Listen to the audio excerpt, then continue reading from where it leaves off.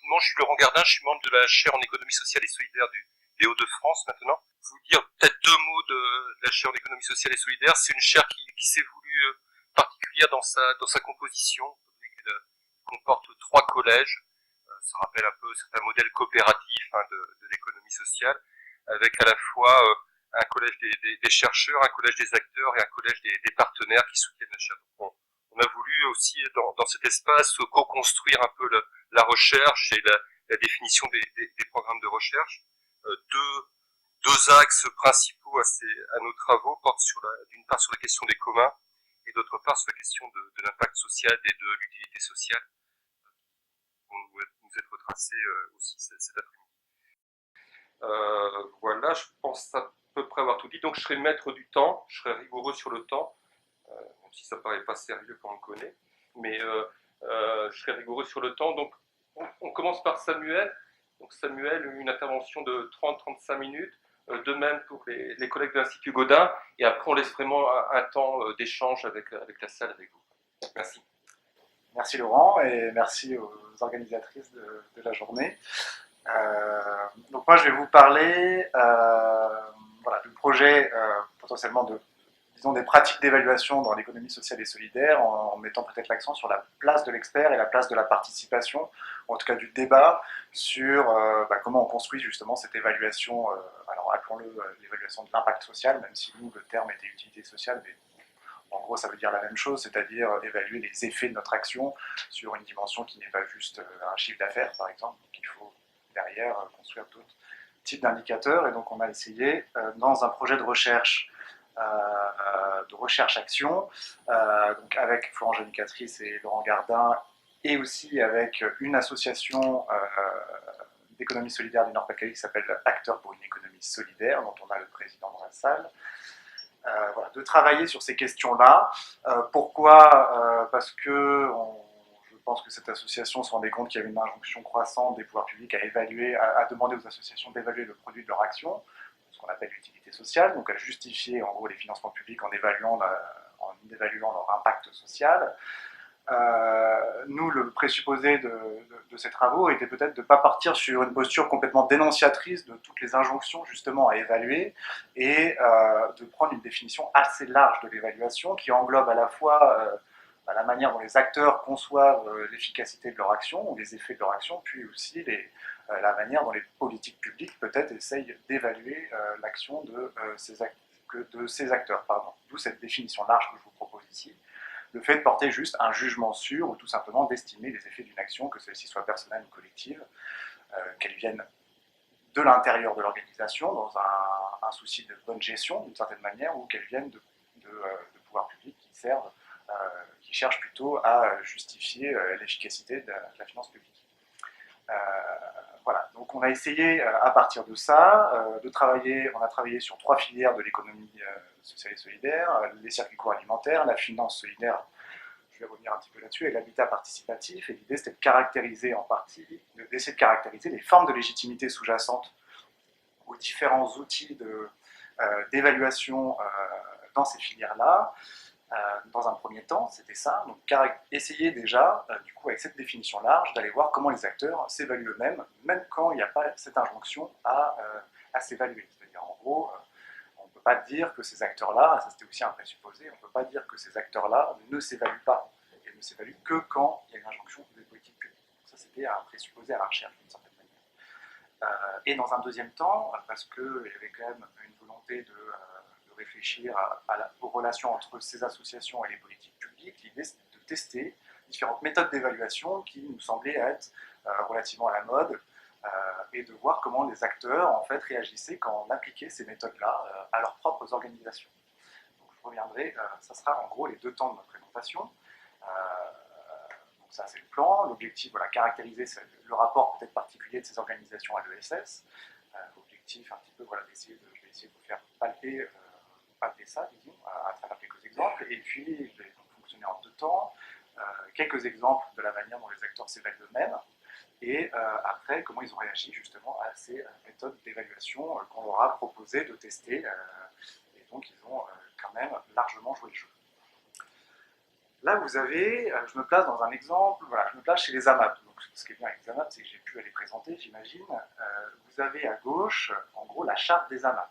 D'accord. Et en gros, ce qui est intéressant avec les AMAP, c'est qu'elles ont été obligées de repenser la manière dont elles évaluaient si une structure de production, disons, était une AMAP ou n'était pas une AMAP. Pourquoi ils ont été obligés de changer ces modes d'évaluation ou ces modes, voilà, des outils de gestion qui leur permettaient justement de réguler cette cohérence interne du mouvement des AMAP, pour deux raisons. D'une part, donc voilà, non, avant 2000 plutôt, pour que vous compreniez un peu comment le terme AMAP est régulé d'une certaine manière. Qu'est-ce qui se passe? Il y a des associations régionales qui encadrent les AMAP qui s'installent sur le territoire français, et il y a une charte nationale, donc vous avez les points, mais il faut pas, c'est juste pour vous montrer le nombre de points justement qui définissent une AMAP, c'est pas tant pour préciser ces points-là que de montrer voilà, cette diversité. Deuxième point, donc une charte nationale qui est une forme de marque déposée à l'INPI et qui est portée par l'association d'Alpes-Haute-Provence, voilà, qui est en gros l'association régionale des Alpes-Maritimes. Deux événements ont changé un peu cette manière de réguler justement ce terme AMAP. Il y a un changement du public en interne du mouvement des AMAP, en fait, si vous voulez, un problème de croissance, comme on pourrait dire, avec une augmentation des consommateurs, avec des personnes qui sont moins militantes. Et donc il fallait aussi, d'une certaine manière, voilà, il fallait réguler un peu ces tensions, parce que le mouvement, les tensions, disons, axiologiques du mouvement même, parce que justement il y a une extension de la base militante des AMAPiens, comme on les appelle. Et deuxième point, un contrôle fiscal d'un des producteurs en AMAP, qui, le contrôle fiscal a abouti au fait que justement le fisc s'est rendu compte que ce producteur ne respectait pas la charte des AMAP. Il ne respectait pas la charte des AMAP, donc qu'est-ce qui s'est passé? Une attaque en justice d'Alliance Provence. Pourquoi? Parce que c'est elle qui est normalement responsable du terme AMAP, et donc c'est elle qui est censée mettre les moyens pour que cette charte soit appliquée sur le terrain.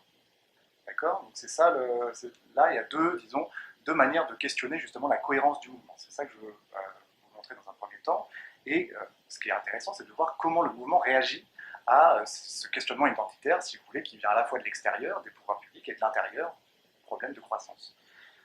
Donc réflexion en interne, au niveau national, sur la transformation des modes de gestion de ce mouvement-là.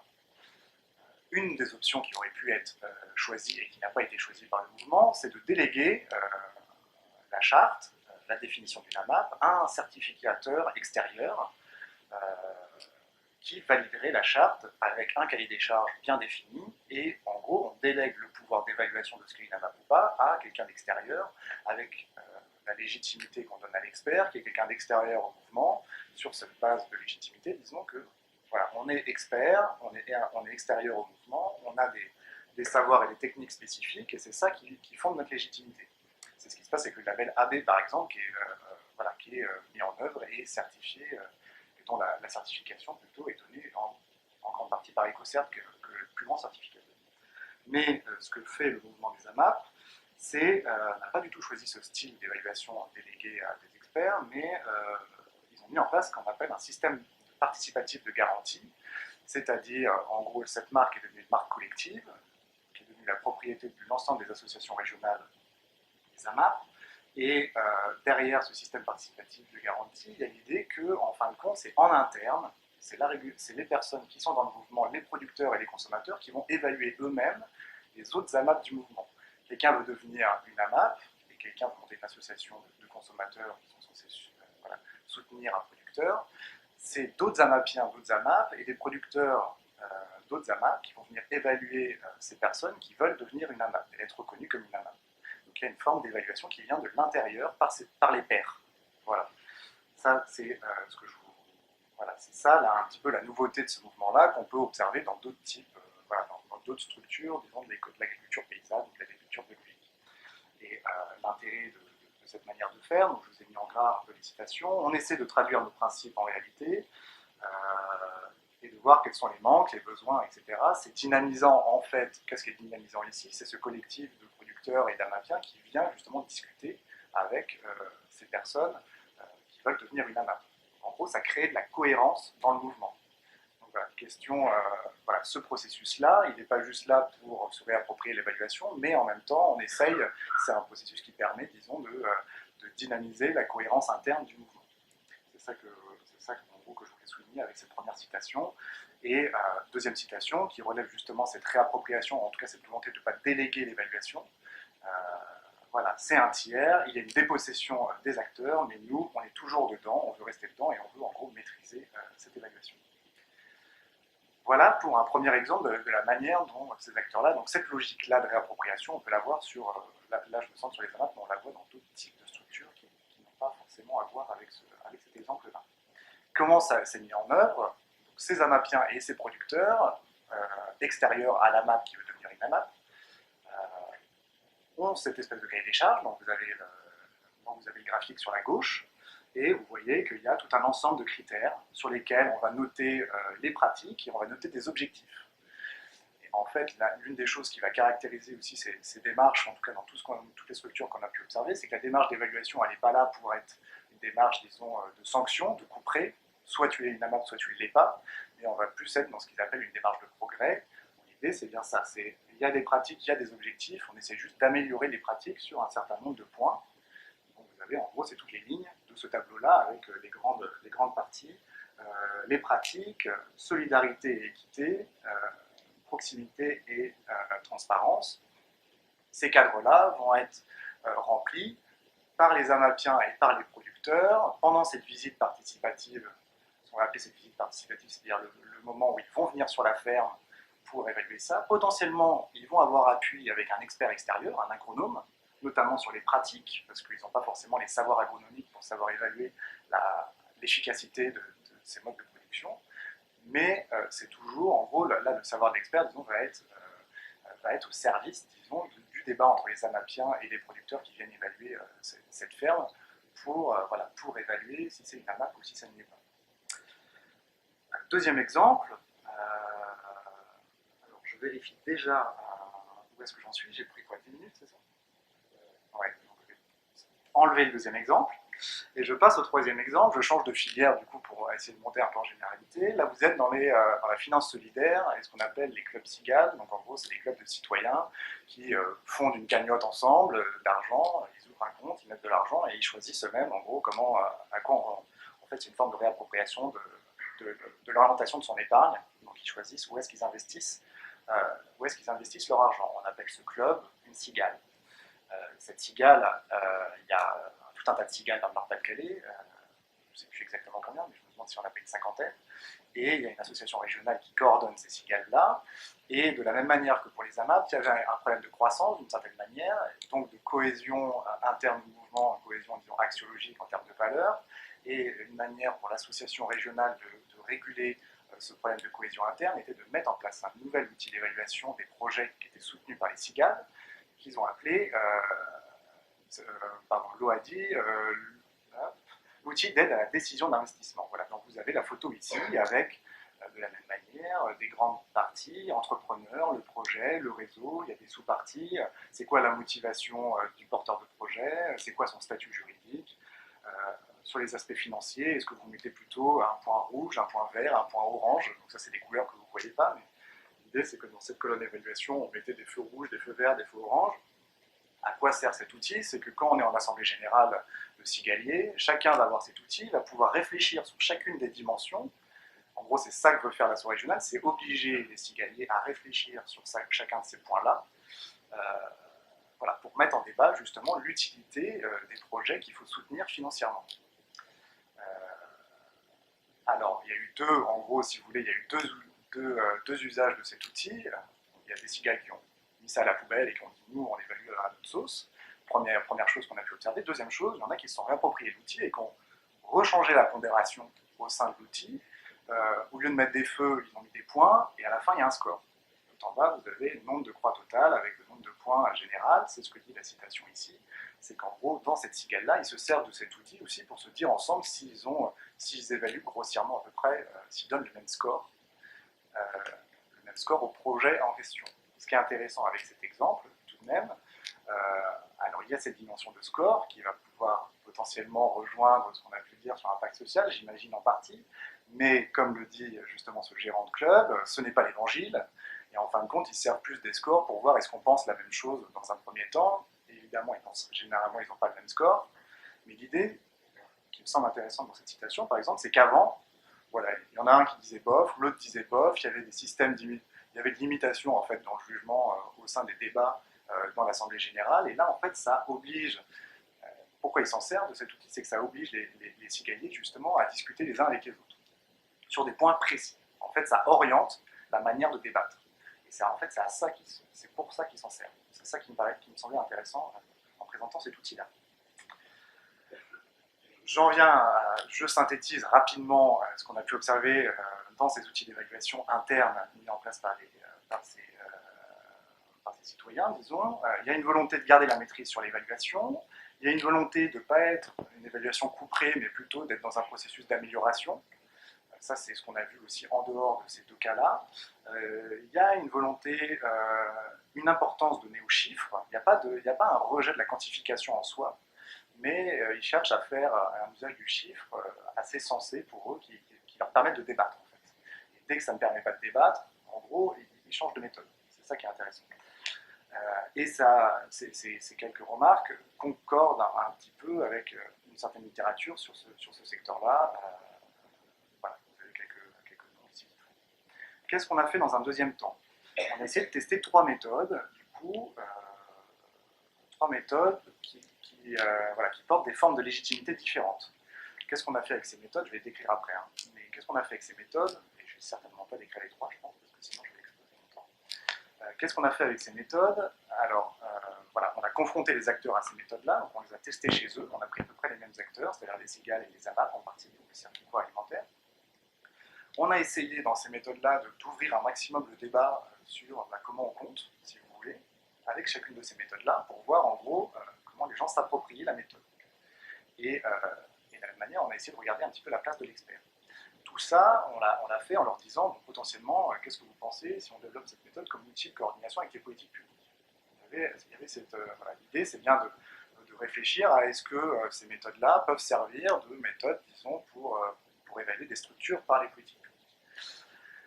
Je vais prendre ce premier exemple, qui est quelque chose que vous avez certainement déjà vu en partie. C'est une méthode qu'on a appelée la méthode de monétarisation. Qu'est-ce qu'on fait avec cette méthode de monétarisation? On essaye de monétariser à la fois, on essaye d'évaluer en fait le rendement de l'investissement. Pour aller vite, comment on fait ça? J'imagine que vous avez vu ça hier en partie. Ça, je peux y aller un petit peu vite. Il faut qu'on sache, voilà, il faut compter en gros. Il faut déjà savoir qu'est-ce qui participe au processus de production, les inputs, quels sont les effets qu'on considère légitimes. Déjà, il faut distinguer ces deux choses-là. Et tous ces inputs et tous ces outputs, il faut réussir à les mettre sur la même échelle, qui est l'échelle monétaire. Et on fait un ratio entre les deux. Puis vous avez le ratio en bas, là, sur le tableau de gauche, 1,54 si on prend l'échelle basse et 2,72 si on prend l'échelle haute. L'avantage, c'est de dire, comme vous avez pu le voir certainement hier, peut-être qu'on l'a vu rapidement aujourd'hui, de pouvoir dire justement, tiens, j'ai 1 euro de financement public et en fait ça a un effet de 1,54. C'est mon rendement d'investissement social. On a construit ça justement avec les cigales du Nord-Pas-de-Calais, on a essayé de voir qu'est-ce qui se passait. Bon, d'une part, première chose, il y a eu une répulsion vis-à-vis de la méthode qui était très technique. Deuxième point, ils n'aimaient pas qu'on monétarise des choses que pour eux ne devaient pas être monétarisées. Tout un enjeu notamment sur le bénévolat. Est-ce qu'on monétarise le temps qu'on passe justement alors que c'est du don et qu'on ne veut pas monétariser? Donc il y a eu tout un débat sur ces enjeux-là. Mais en même temps, si on ne monétarise pas ça, vous voyez que le ratio il va baisser. Donc là, il y a une tension en fait en interne entre deux systèmes de valeurs. Voilà. Pardon, oui, donc il va monter. Ouais. Non, mais si on ne compte pas. D'accord, donc ça monte. Bon, voilà, donc là, justement, bon, il y avait un enjeu, en tout cas, à faire monter l'indicateur. Donc, on pouvait se servir de ça, mais vous voyez que derrière, il faut choisir quel salaire on met en équivalence du temps bénévole. Est-ce qu'on prend le SMIC ou est-ce qu'on prend un salaire plus élevé? Bon, il y a des enjeux de cet ordre-là que vous avez déjà vu, tout ce qu'on a pu dire sur les conventions de mesure, etc., certainement hier et aujourd'hui un petit peu aussi. La place de l'expert était très forte dans ce processus-là, et dans le sens où, en gros, c'est Florence qui nous obligeait à tout mettre en chiffres. On était obligé parce que la méthode vous oblige à tout mettre en chiffres. Et clairement, en réunion, c'était ce qui se passait. Les gens n'avaient pas envie de mettre du chiffre, mais il fallait mettre du chiffre. Donc vous avez un expert là qui a quand même une forme d'autorité un peu.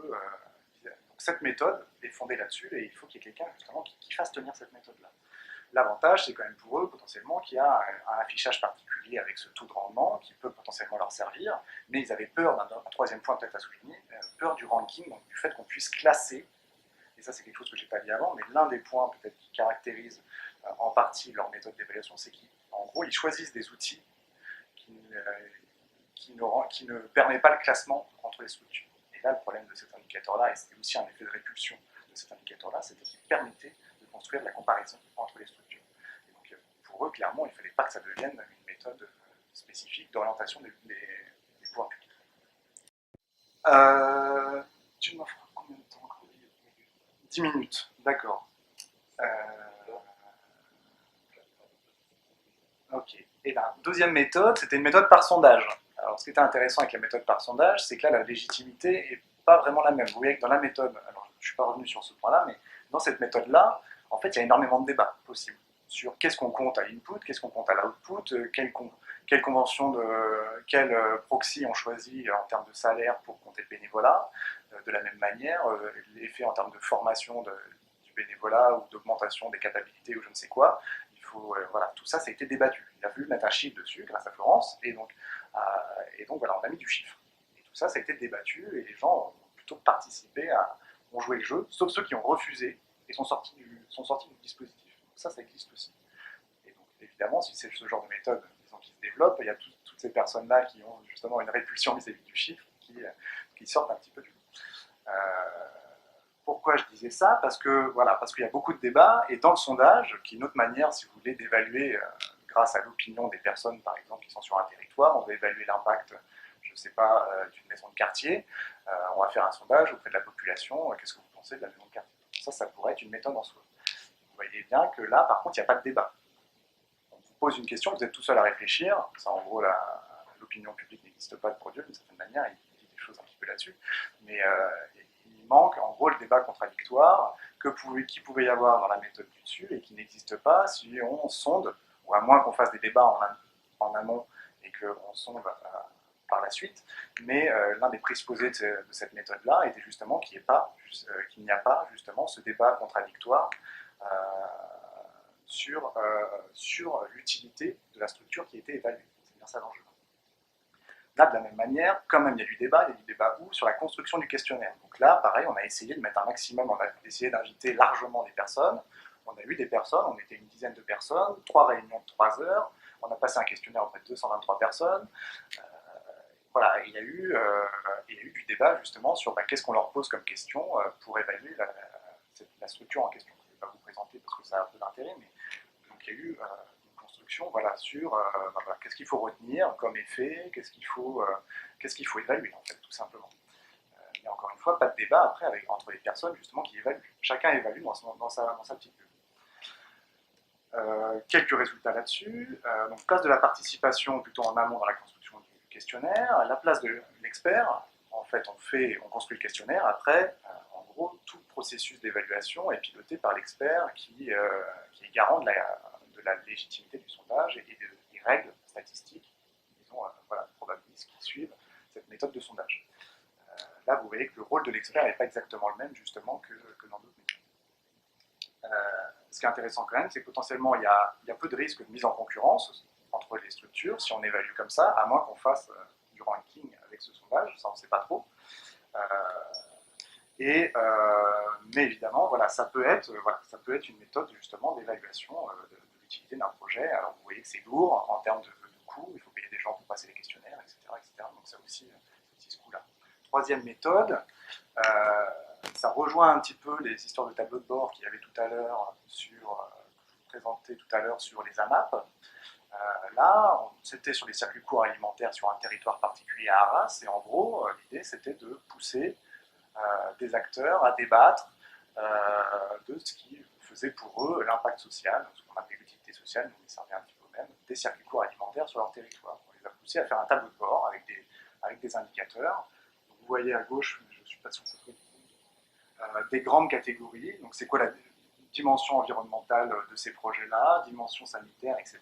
Donc, première réunion, on débattait un peu des grandes dimensions qu'on voulait évaluer. Deuxième réunion, on débattait de critères un peu plus précis. Alors, un petit exemple, c'est l'impact sur la biodiversité, l'impact sur la santé du producteur. Voilà, ça c'est les critères. Et après, troisième réunion, on a encore précisé les indicateurs.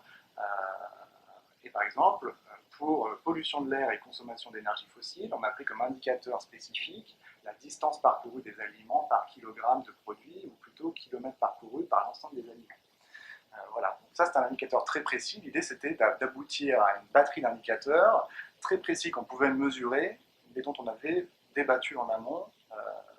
Voilà, donc il y a eu un processus, disons, de débat sur ces indicateurs-là en amont. Donc là, pareil, processus assez lourd, 3 réunions de 3 heures, 50 personnes à chacune des réunions, quelques résultats que je peux vous sur la manière dont les acteurs ont réagi à ce processus-là. On les oblige on leur dit à la première réunion, nous on veut construire avec vous un tableau de bord d'indicateurs d'une manière en essayant d'en débattre. Donc qu'est-ce que ça a produit? L'adhésion à la démarche quand même, parce qu'il y avait un certain nombre de personnes, peu de conflits sur la forme, c'est-à-dire à la différence de l'impact social, il n'y a pas des personnes qui sont parties pour la forme de l'outil en tant que tel, mais ils sont partis pour deux raisons, parce que c'était chronophage d'une part, ou parce qu'en fin de compte il n'y avait aucun débouché politique. Au début il y avait un débouché, il y avait des élus qui étaient là et qui du coup laissaient transparaître le fait que peut-être cet outil allait réguler la politique publique. Donc là tout le monde venait, dès que les élus sont partis, il y a aussi un certain nombre d'acteurs, des personnes qui sont parties, et donc les autres sont restés pour jouer le jeu de l'expérimentation. Là, ce qui est intéressant dans la position de l'expert, c'est que l'expert, en fait, il n'avait aucune expertise. C'est-à-dire qu'en fin de compte, on s'est appuyé, nous, on a juste structuré les débats, mais on n'avait aucune expertise sur l'agriculture. Et ils sont venus avec leur propre expertise, et donc on a essayé de les faire débattre avec eux sur les expertises, et quand il y avait, potentiellement, s'il y avait une contradiction trop forte, on n'en a pas tant vu, parce que finalement, on a fini plutôt avec des personnes qui se connaissaient en partie, donc ça c'est un des problèmes qu'on a, voilà, c'est parce qu'il n'y avait pas aussi de débouchés politiques derrière. Mais quand même, ce qui est intéressant sur la figure d'expertise, c'est que, en gros, nous, on ne venait pas avec. Voilà, notre expertise à nous n'était pas celle qui structurait les débats, c'était leur expertise à eux sur l'agriculture, etc., qui structurait ces voilà. Là, de la même manière, il n'y a pas une classification simple des projets qui s'opèrent, et on ne peut pas classer directement les projets. Ce qui a intéressé les personnes en partie, c'est que potentiellement cette grille-là pouvait servir à suivre les projets. C'est-à-dire il y a des projets qui se sont dit, tiens, votre grille elle est très intéressante, en plus ça a été débattu collectivement, moi je vais m'en servir en interne pour évaluer la progression de ma structure. Donc une association de circuits courts qui fait des paniers qui ne sont pas des amas, mais qui sont d'autres types de paniers, potentiellement, d'ailleurs on ne sait même pas, se sont peut-être, c'est comme ça qu'ils étaient partis en tout cas, se sont peut-être appuyés justement sur cette grille-là pour essayer de voir s'ils s'améliorent d'une certaine manière. Voilà. Mais avec l'ensemble des critères, vu que c'est multidimensionnel, la question du ranking saute un minimum. C'est-à-dire, en fait, on construit l'incomparabilité. C'est ça qui est intéressant, d'une certaine manière. Cette méthode construit de l'incomparabilité. On peut comparer sur certaines dimensions, mais si on essaie de classer, il faut directement avoir un débat sur l'importance de chacune des variables. Donc en fait, il y a toujours ça qui est en jeu. Donc il y a une construction de l'incomparabilité, et ça, ils font très attention quand même à ça. On aboutit, et du coup, je finis avec ça. On a essayé, en gros, après, qu'est-ce qu'on a essayé de faire? En gros, voilà, on a essayé de classer un peu après les méthodes, et c'est ça, en gros, l'objectif opérationnel qu'on s'était donné, c'était un peu révéler les enjeux sociaux des choix de méthodes liés à l'évaluation de l'impact social. Et pour révéler ça, nous, on a essayé de faire un travail de classement, comme on peut faire quand on fait un peu de science. Et donc, on a fait un tableau comme ça. Vous avez l'ensemble des méthodes en haut, et vous avez certains critères en ligne.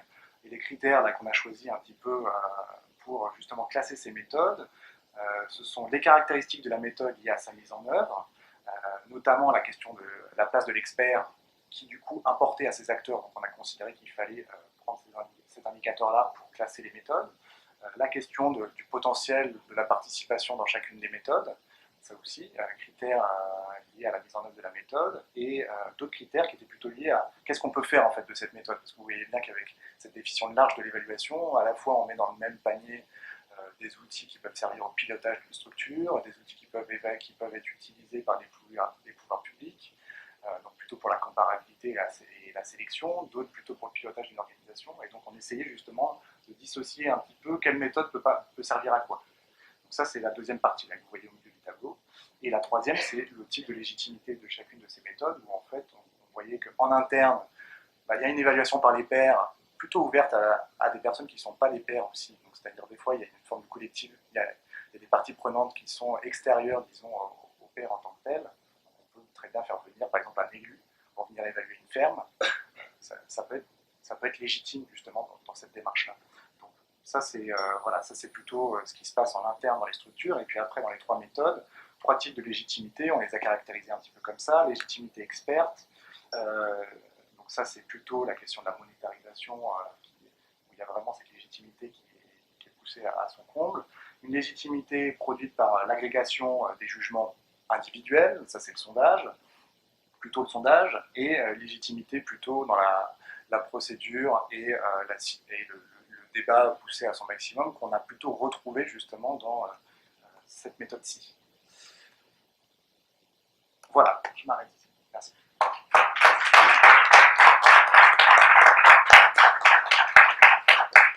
Quelques précisions sur la méthodologie de la comparaison des trois méthodes d'évaluation, parce que j'ai pas tout compris sur si c'était les mêmes méthodes qui avaient été présentées aux mêmes personnes, etc. Et globalement sur la méthode, parce qu'excusez-moi, je suis un peu spécialiste du terrain AMAP, et le glissement AMAP circuit court déjà qui a été fait, il m'a semblé un peu bizarre. Le fait qu'il n'y ait aucune référence à tous les travaux sur les évaluations des circuits courts dans multidimensionnel, ça m'a fait un peu bizarre. Enfin, j'ai trouvé que, et puis je ne suis pas complètement d'accord avec l'historique que vous avez fait. Bref, j'aimerais bien connaître vos méthodes et savoir où vous en êtes un peu dans cette question, parce que à ce stade, je suis un peu perdue sur ce que vous avez, comment vous l'avez démontré, ce que vous avez démontré. Voilà. Alors, premier travail, c'était un travail de biblio, pas tant sur les méthodes que sur l'émergence des AMAP, parce que justement, la deuxième étape, non mais en fait, la question des formes d'évaluation des AMAP, en fait, m'intéresse pas. Donc je vais répondre un peu de cette manière-là, dans le sens où nous, on voulait tester une méthode, pas en référence à ce qui a été fait, mais juste pour pouvoir la classer après selon ce qu'on avait, la comparaison avec d'autres filières. C'est pas tant avec ce qui se fait chez les AMAP que justement plutôt nos méthodes. Après, on sait, disons, on va faire un travail en chambre, nous, en chercheurs, pour essayer de voir un peu les critères qui semblaient les plus pertinents pour différencier les méthodes les unes des autres. Donc, premier temps, alors ça c'est la fin en fait du processus, mais donc premier temps, travail bibliographique. Deuxième temps, monographie d'AMAP. On a pris 2 AMAP du réseau. J'ai fait aussi une monographie de l'association régionale pour essayer de comprendre en interne quels étaient les outils d'évaluation qu'ils mettaient en œuvre dans le Nord-Pas-de-Calais. Pardon, c'est un projet qui était dans le Nord-Pas-de-Calais. Les outils qu'ils mettaient en œuvre à la fois, eux, dans leur relation au pouvoir public, donc au niveau du dessus, en termes de régulation, et au niveau du dessous, entre les AMAP et l'association régionale. La question de la cohésion du sens, là dont je parlais, grâce à ce système de garantie participative et les visites participatives. Et donc là, je trouvais qu'il y avait quelque chose d'assez singulier et que Diane Rodet avait en partie soulevé en termes de méthode d'évaluation. Donc ça c'est en partie sa thèse là-dessus. Voilà, d'essayer de comprendre un peu la légitimité de cette forme d'évaluation en interne. Après, ce qui nous intéressait, c'est pas tant de nous évaluer les propres méthodes qu'on mettait par rapport à la littérature. Ça, j'ai pas fait ce travail-là, et on n'a pas fait ce travail-là. Mais c'était déjà d'essayer de positionner ce qu'on voyait sur le terrain, donc dans ces AMAP-là, dans les cigales, les 3 méthodes qu'on avait choisies, parce qu'effectivement, on avait des hypothèses sur la légitimité que ces méthodes portaient et la manière dont les acteurs vont aller réagir à ces méthodes-là. Et donc, je ne sais pas si je réponds à votre question de cette manière-là, mais voilà, c'est vrai que ce travail-là, on ne l'a pas fait, parce qu'en fait, voilà, c'était plus, on travaillait avec ce qu'on avait et les hypothèses qu'on avait plutôt sur un projet qui était au-delà de l'agriculture d'ailleurs. Donc c'est pour ça qu'on ne s'est pas centré là-dessus. Si tu veux. Non, mais je comprends en partie la remarque de Juliette de la manière suivante. C'est vrai que idéalement, ce que nous avions souhaité faire et pour lequel on a manqué de temps, et il faut toujours remettre l'idée que l'évaluation est hyper chronophage quand on essaye de faire les choses d'une manière extrêmement correcte et pas utiliser voilà, des choses qui sont trop standardisées. C'est au départ, on avait dans l'idée, sur chacune des filières, d'estimer, de tester finalement chacune des méthodologies. Et ça aurait été l'idéal, c'est-à-dire que toute chose égale par ailleurs, on aurait pu tester chaque filière. Et en fait, on a tout simplement manqué de temps, parce que 3 filières, 3 méthodes, 4 méthodes, en fait, ça faisait 12, et voilà, on a des petits moyens, du petit temps, des petites mains, et du coup, on a fait des choses qui sont toutes choses égales par ailleurs, enfin, toutes choses inégales par ailleurs, quoi. Une méthode par filière, évidemment, mais idéalement, on aurait voulu faire ça, il faudrait mettre une thèse là-dessus maintenant, à bons entendeurs, salut.